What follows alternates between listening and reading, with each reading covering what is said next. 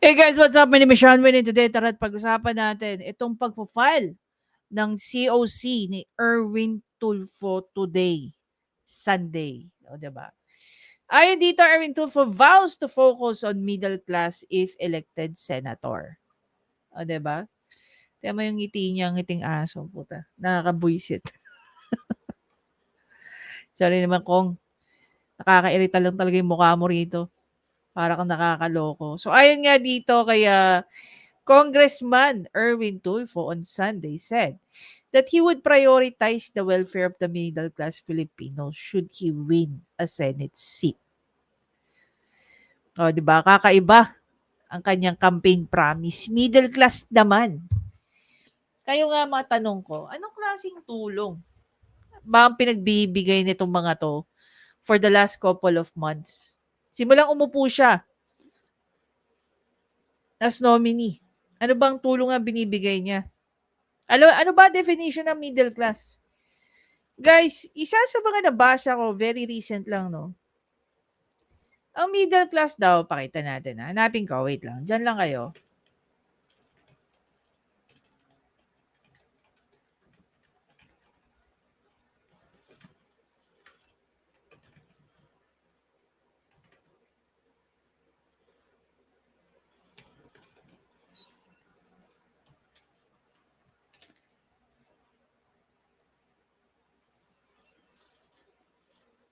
Tingnan niya natin itong sagot ng ano.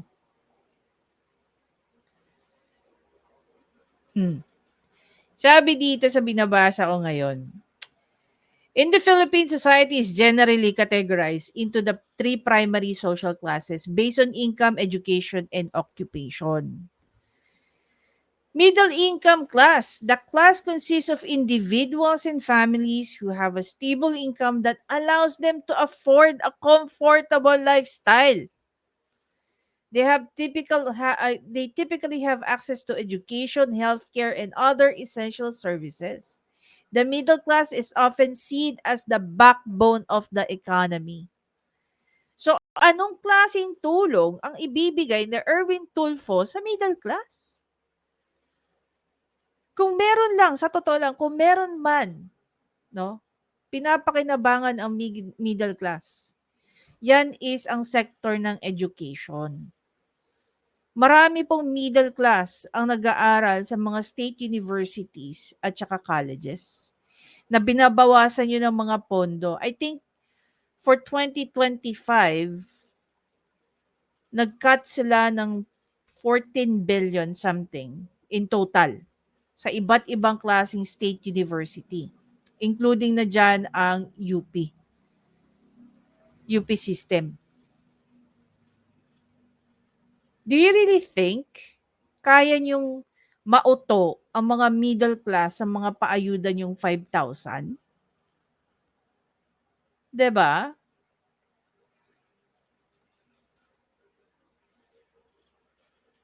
Based on definition na yan, na binasa ko sa inyo. Ito ang middle class, stable sila. Baka pag binigyan nyo sila ng 5,000, isampal pa yan sa inyo pabalik. And normally, middle class by definition and by category, these are the people who are earning more than 100,000 a month. Kaya nga dito allows them to afford a comfortable lifestyle. 'Di ba?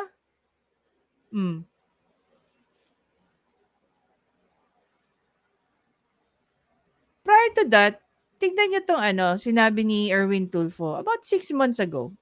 Pakinggan natin. In this interview, sinabi niya na hindi raw tatakbo yung kapatid niyang si Raffy Tulfo for the presidency in 2028. Sinabi rin niya na hindi siya tatakbo at saka yung kapatid niyang si Ben Tulfo. Kaya kayo nakakasuhan ng libel kasi mga sinungaling kayo pakinggan natin. Si House Deputy Majority Leader Erwin Tulfo na hindi tatakbo ang kanyang kapatid na si Senador Raffy Tulfo bilang Pangulo sa 2028 national elections.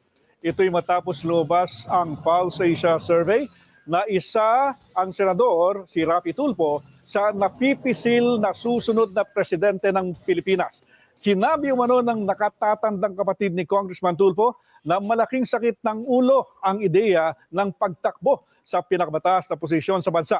Itinanggi rin ni Congressman Erwin Tulfo na tatakbo siya sa mas mataas na posisyon matapos mag-numero 1 na sa parehong survey para naman sa mga ibobotong senador sa 2025 midterm elections. Hindi rin umano tatakbo sa pagkasenador ang isa pa niyang kapatid na si Ben Tulfo. Napakalinaw, di ba? Napakalinaw ng kanilang sinabi. Hindi daw tatakbo yung kapatid, hindi daw siya tatakbo, hindi rin daw tatakbo si Ben Tulfo. Pero anong nangyayari ngayon? Ito yung mga tao na panay-panay lang sigaw, panay pananakot ang ginagawa, no? Panay paninindak, pero hindi kayang tindigan yung mga pinagsasabi nila. 'Di ba?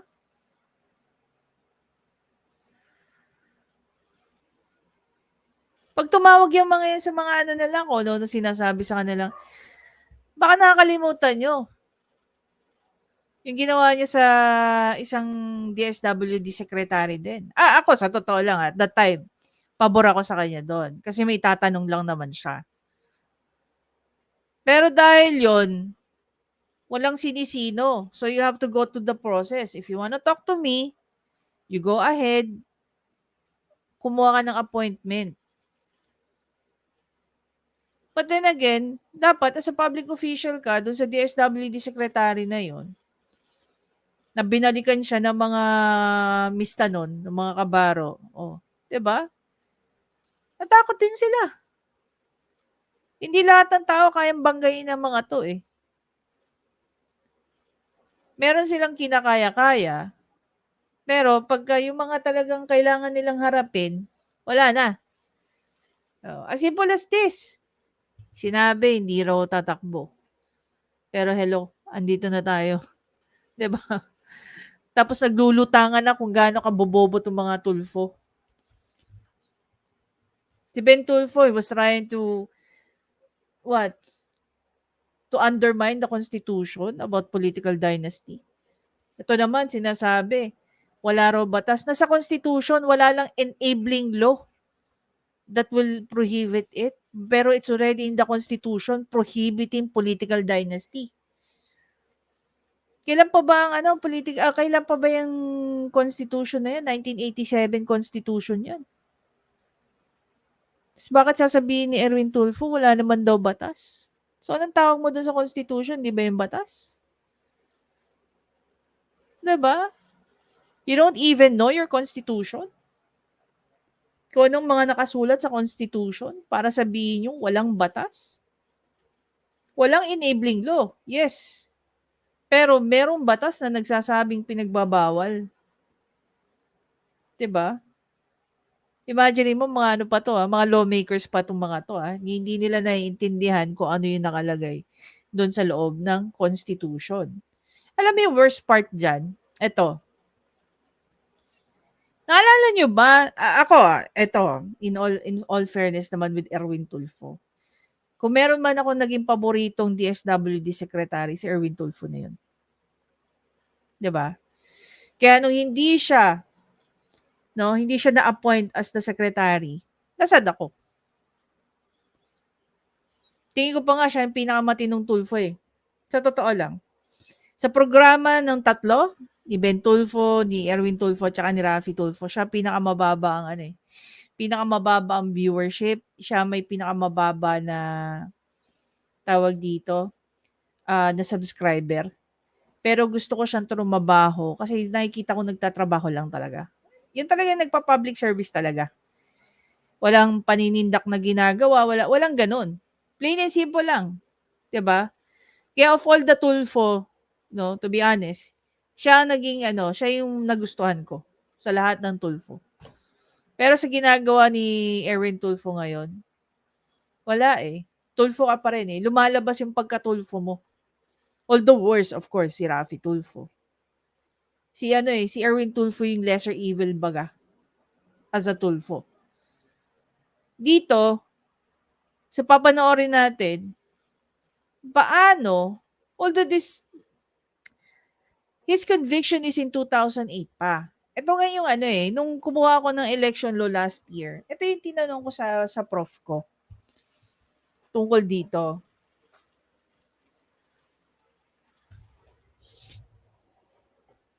Kung ikaw na-convict ng libel, kung ikaw na-convict ng libel, tapos, it constitute moral turpitude, paano ka nakakatakbo?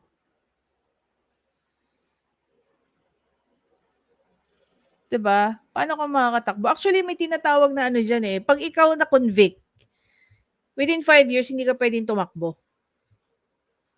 But since yung kaso ni Erwin Tulfo ay 2008 pa, so imagine niyo matagal na yun.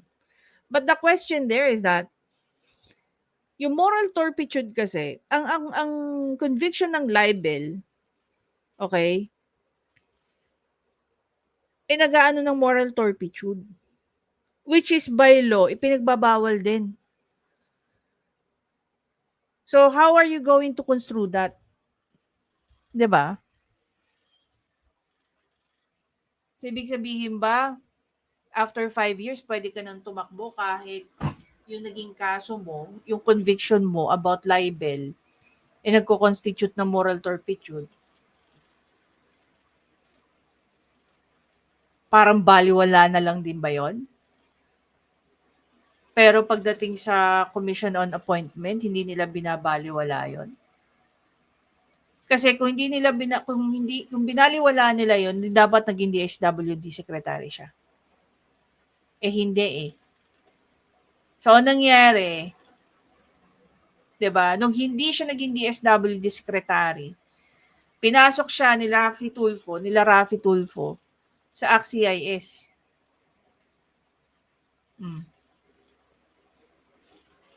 Sa ACT-CIS. Pagkatapos ng ACT-CIS, yun yung tanong ko eh.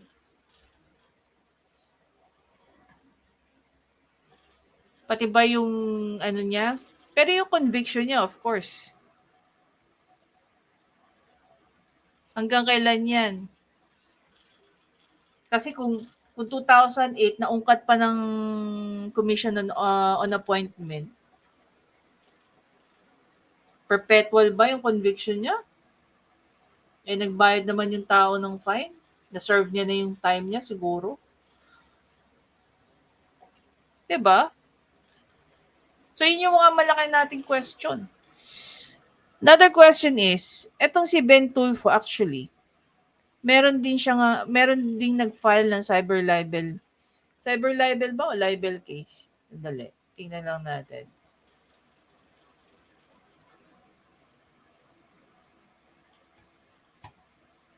Uy. Broadcaster Ben Tulfo indicted for 3 counts of cyber libel naman yun sa kanya. July 22. July 2022. So, hindi natin alam kung ano yung naging promulgation ng korte dyan. 'Di ba? Anyway, pakinggan natin dito si Kong Marcoleta. Thank you, Mr. Chair. Mr. Secretary, a follow-up to the question of my colleague, Congressman Malapitan. It's about your being an enlisted personnel of the United States Army for several years, and you have been in active military service stationed in Europe from 1992 to 1996. Correct me if I'm wrong, but to be an enlisted personnel in the U.S. Army, either you are a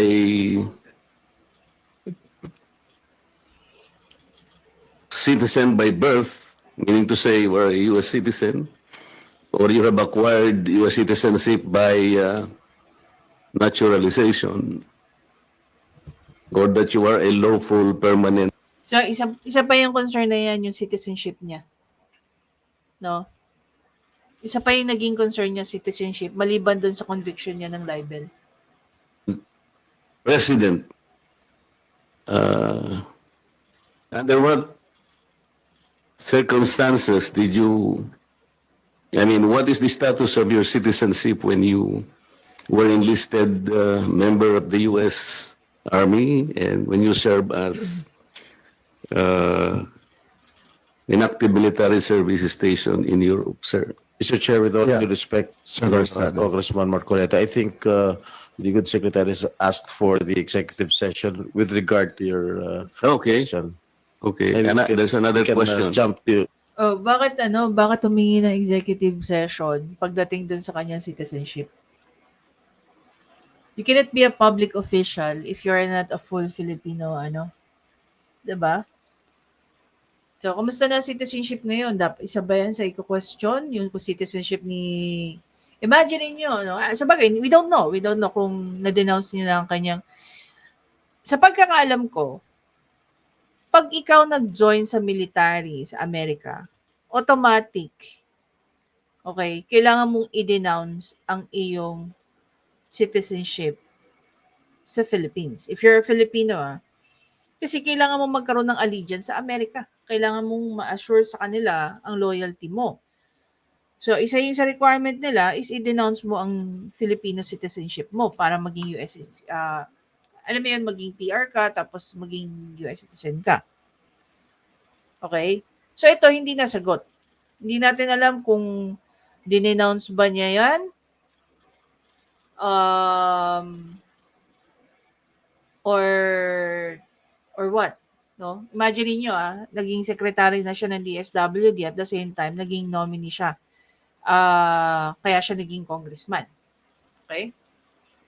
So ang tanong, ano na ngayon ang status ng kanyang citizenship?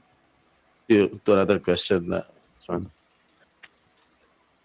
My other question, Mr. Secretary, also appears in the report of the commission. This is the PIR, the Profile Investigation Report, because it is indicated here that you were also convicted 4 times in the RTC in Pasay City. Is this still covered by the executive?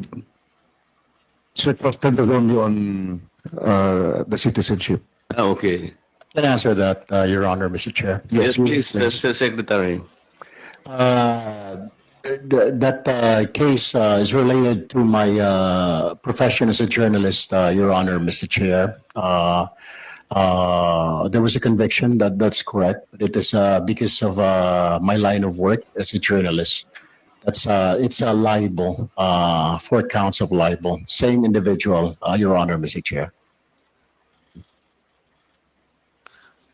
What does that exactly mean, Mr. Secretary, if you were convicted 4 times in a case involving a single individual? No, What do you- what it's do you- not for convictions. Actually, it's the count, Your Honor, Mr. Chair, 4 counts of libel that I was convicted by the same individual. I was a columnist and I write a story about the person, about the government official, actually. And I have my sources and I was compelled by the court to divulge my sources, but I did not. So it went all the way up to the Court of Appeals and to the Supreme Court, Your Honor, Mr. Chair. And Yes, law. that is exactly the point, Mr. Chair. There are 4 counts of libel and you were convicted by the Pasay Court, and on appeal, the Court of Appeals affirmed the conviction all the way up to the Supreme Court. And so, by record, and as it appears in the file report, Mr. Secretary, it stands as a fact that you were convicted for counts of libel. Is that correct? Yes, Your Honor. I admit that there was a case, but it was, like I said, in line with my work as a journalist, and it's one of the hazards of the trade, Your Honor, Mr. Chair. Well, of course, you were precisely convicted because of your work. You are Dina-downplay pa ni Erwin Tulfo, no? Abogado yung nasa harapan mo. He knows what he's talking about. Diyos ko, Lord. A journalist, but that does not change the situation. You can be convicted either way in any other vocation, but the fact stands that there is a conviction. The problem we're trying to press out here, Mr. Chair, is whether or not his conviction will be a an issue in the process of confirmation, because as the Supreme Court enunciated in several cases, Mr. Chair, libel is an offense that involves moral turpitude. And in some other cases disposed by the Supreme Court, there were certain people who were disqualified from holding positions because they have been convicted of crimes involving moral turpitude. This is the dilemma, Mr. Secretary. Of course, I am in support of your Imagine mo, no, mas mahigpit pa ang Commission on Appointment over sa COMELEC. 'Di ba? Ganyan silang mag-scrutinize? Or ganyan lang mag-scrutinize si Kung Marcoleta? Kasi iba niyang mga kasama, pabara-bara lang eh. Now, ito yung pinaka-intriguing and interesting part. Bakit nila in executive session, yung, ang tawag dito, yung citizenship ni Erwin Tulfo. Ngayon, kung issue na yan, okay, take note of this, no? Kung iyan, issue na sa Commission on Appointment, bakit napakaluwag ng COMELEC? 'Di ba? Can you actually serve as a government official na hindi ka Filipino citizen? Pangalawa, bakit sa Commission on Appointment, issue sa kanila ang conviction ni Erwin Tulfo and yet, kay COMELEC hindi? Kaya tuloy, marami tayong mga kongresista ang hindi na halos natin alam sino ba ang convicted dyan sa hindi. The power of social media nga naman. Diba? Of your confirmation as Secretary of DSWD, and I believe you have just succeeded in proving to our people that you are qualified. But this is a problem that we need to trace out, Mr. Chair. How do we dispose this dilemma before us? Anyway, paano natin iboboto ang mga gaya ni Erwin Tulfo, ni Erwin Tulfo at ni Ben Tulfo na una, sinabing hindi raw tatakbo sa pagkasenador, and here we are now. No? Seeing news saying na sila ay nag-file ng kanilang COC. And the worst part is that hindi nila binibigyan ng emphasis yung ano ng political dynasty. Hindi na downplay nila.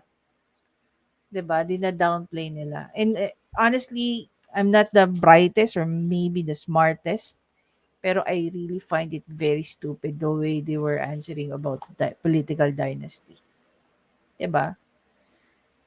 Even I think the Revillas or the Villars, I'm going to include the Dutertes, hindi natin tatanggalin 'yan. The Cayetanos, the Revillas, sino pa? Ang dami na. 'Di ba? Ang dami na nila nasa political dynasty. Pero itong ginagawa ng mga Tulfo, tatawa nga ako, no? Gaya ng sinabi ko. Nung sinabi ni Inday Sara, no, ni VP Sara, na tatakbo ang mga kapatid niya together with PRRD, grabe ang reaksyon ng mga tao. Tangina, kala mo mga santo yung mga gahaman daw, sakim daw sa posisyon. Nakakalimutan ba natin ang mga Marcos? Nakakalimutan ba natin ang mga Remulla, Revilla? Sino pa? Ang dami. Ang dami. Ang dami na nila. Siguro nga kung meron lang enabling law about sa political dynasty, baka 1/4 lang ang matira. Sa dinami-dami ng politiko, 1/4 lang ang matitira. The rest, wala na. 'Di ba? Ginagawa ng family business ang politics. At first, sa totoo lang, I was okay with political dynasty. Diba? It's not because of the Dutertes, ha? Kung makikita mo na yung magkakamag-anak natutulungan maging progressive ang isang, halimbawa, municipality, city, I think I'm okay with that. Okay? But the way we see it, like say for example, the Revillas and Remullas of Cavite. Imagine nyo, yung traffic ng Bacoor wala namang pinagbago. Diba? Ilang Revillas ang nandyan? Traffic ng Las Piñas, wala namang pinagbago. Mga Villar. Sino pa? Diba? Malala. Pero punta ka Davao. Punta ka Davao, makikita mo yung big difference. Sabagay dati, si VP Sara at si PRRD, nagsabay din yan mayor at saka vice mayor Si Baste at saka si VP Sara. Mayor at saka vice mayor.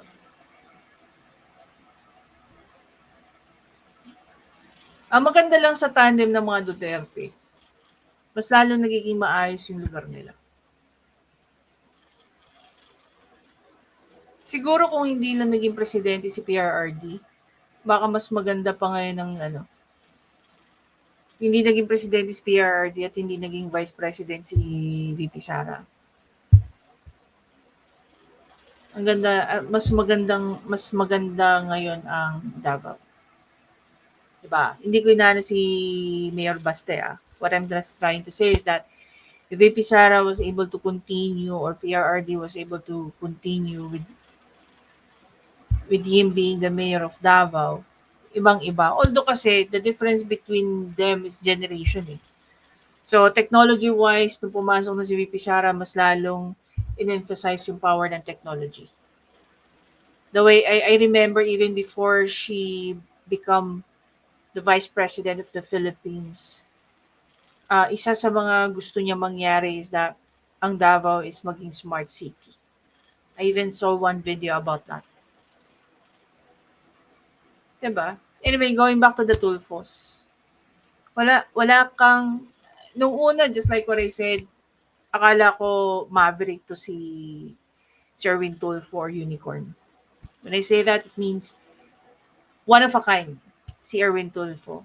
He might be a Tulfo, but he's not the same sa mga Tulfo niyang kapatid. He's different. Same goes with Ben Tulfo. Pare-pareho pala sila walang isang salita. Diba? Sana hindi nyo na lang sinabi na hindi kayo tatakbo. Kaysa pinaniwala yung mga Pilipino, tapos biglang ang ire-rebat nyo, nagbago isip namin. Kalalaking yung tao, hindi nyo kayang tindigan yung mga sinasabi nyo. Diba? Wala kayong isang salita. So, paano kayo paniniwalaan ng taong bayan sa mga pinagsasabi nyo?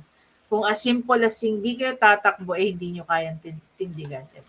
Anyway guys, again, maraming salamat sa panonood. Please don't forget to subscribe, like, at i-comment nyo na rin yung thoughts nyo about dito. 'Di ba? Paano nyo iboboto ang mga tao na merong conviction sa libel? Paano nyo iboboto yung mga tao na walang isang salita? Pararamihin pa ba natin ang mga Raffy Tulfo dyan sa loob ng Senado? Raffy Tulfo kind of politicians. Wag naman. Yun nga yung mga basura, Raffy Tulfo, Robin Padilla. Huwag na po natin silang dagdagan sa loob ng Senado. Utang-uta na tayo 'Diba? Ginagawa ng ang loob ng Senado. Baka naman pwede nating ibalik dyan sa loob ng Senado. Yung talagang mga ugaling senador, yung pagkatao ay senador. Hindi ginagawang perya o talipapa o palengke ang Senado.